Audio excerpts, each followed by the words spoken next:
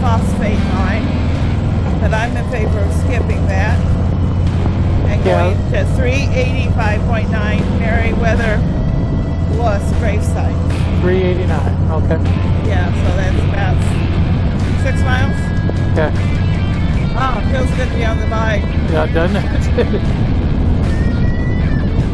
The humidity is stifling already. Yeah.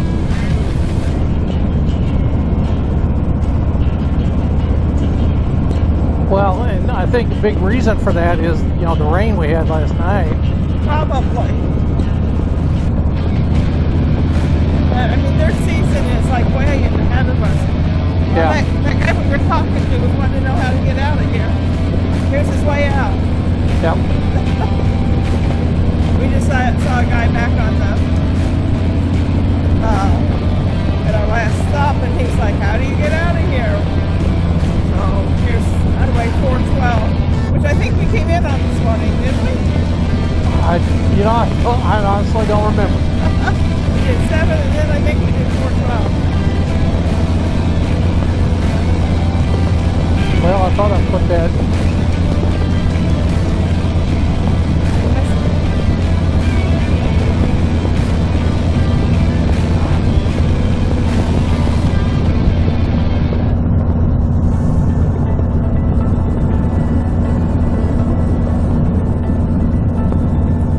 So it's about 10 minutes to 1 right now. Oh, really? Yeah. That's why I said we got to make some headway here. That's the thing, man. You know, I know we've said it before, but you cannot make many miles because of all the stops that you want to make along the way. You know, we stopped at that waterfall, and you know, it was nice and it's great. And, you know, Viola likes the waterfalls, but you know, if you're not careful, it'll chew up your time because there's just so much to see, so much. If you're into this kind of thing, you know, you may not be, but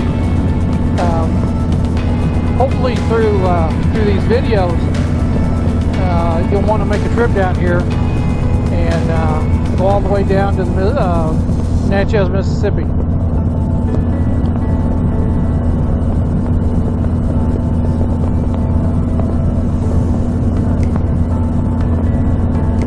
But just before we got on the trace yesterday, we were warned that they were cutting the roadway. Yeah. But I haven't seen any. We saw some boars yesterday, but gosh, these little flowers are so pretty. It'd be a shame to cut them down. Yeah.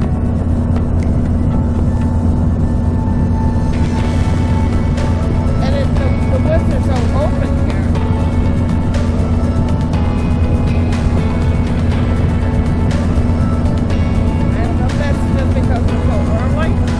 I don't know. It looks like the leaves of the trees are completely down here. Yeah. I think my lens is kind of blurry, looks like. What? The lens on my camera. Oh. Does it clean? Or is it the sun reflecting? I think it's the humidity is what it is. See it? I don't know if you can see it.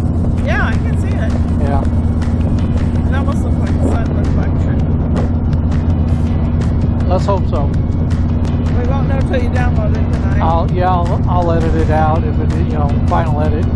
So I got a pre-edit, putting it in files for when we get back, and then I'll do the final edit.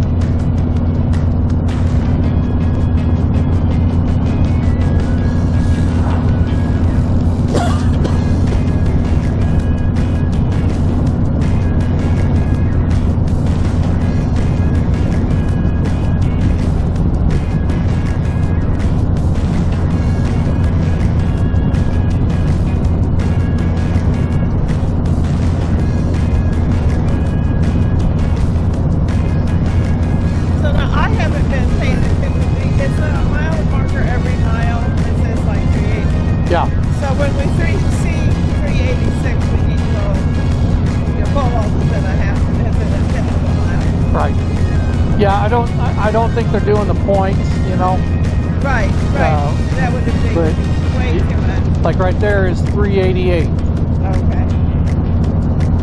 said we need to pull up at 386? 385.9. 385. Okay. 0.9. Well, that's what I say. It does. It'll be right past the 386 is Yeah. what I'm trying to say. Yeah.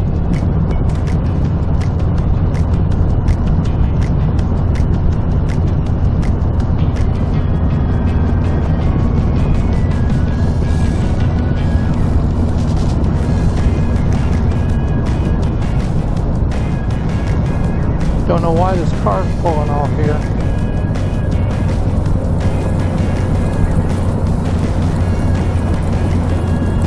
Oh, car trouble maybe.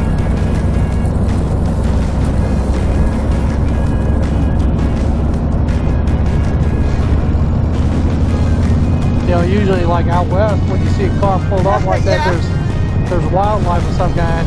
Well, and they may have spotted something that they want to see up close. Yeah. I don't think that they like us to do that on the trace.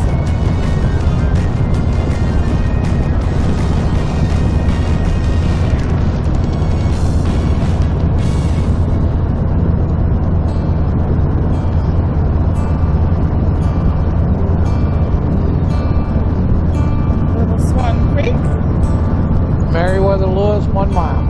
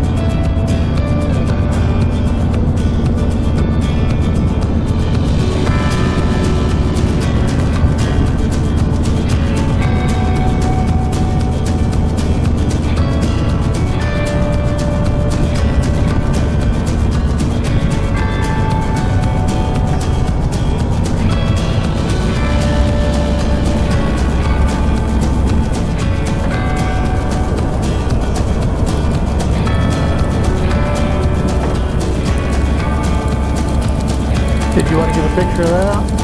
Yeah.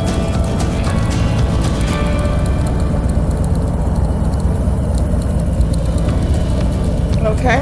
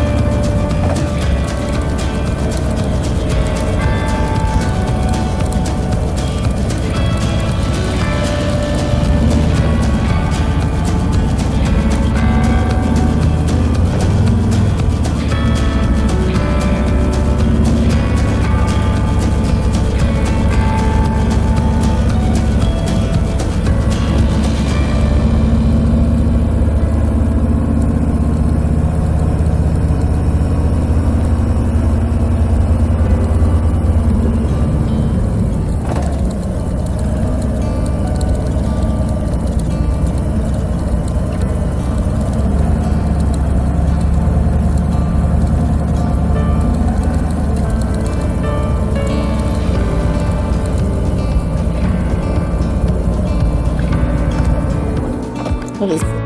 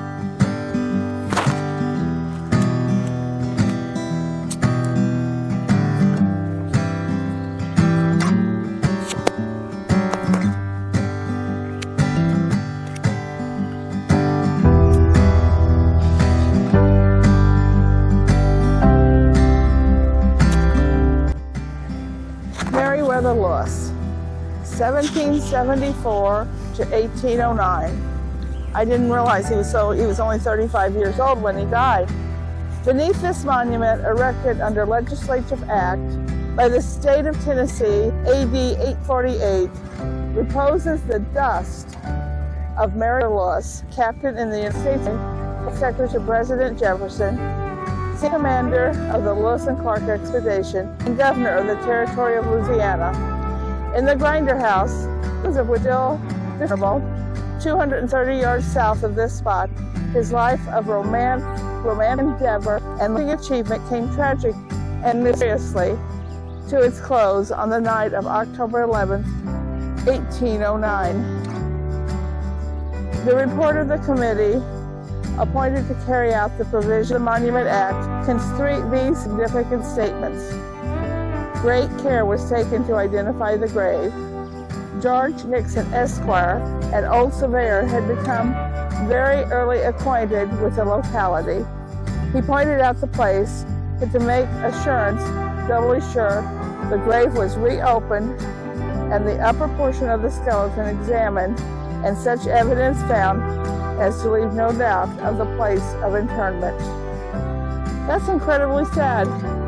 But I go back to what my brother-in-law said today, it's not the years a man lives, but what he done those years. So he was much older than me, or much younger than me, and look how much he accomplished.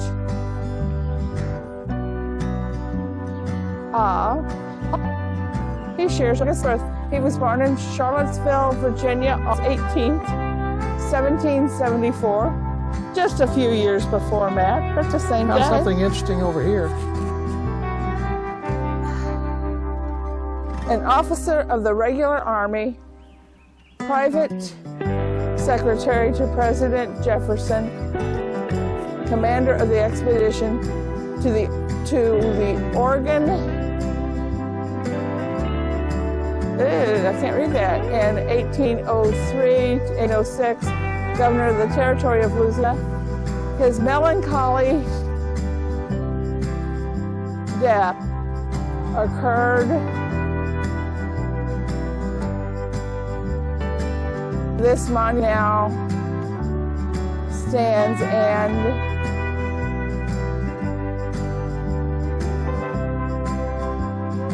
rests his mortal remains. Kind of need to clean that a little bit.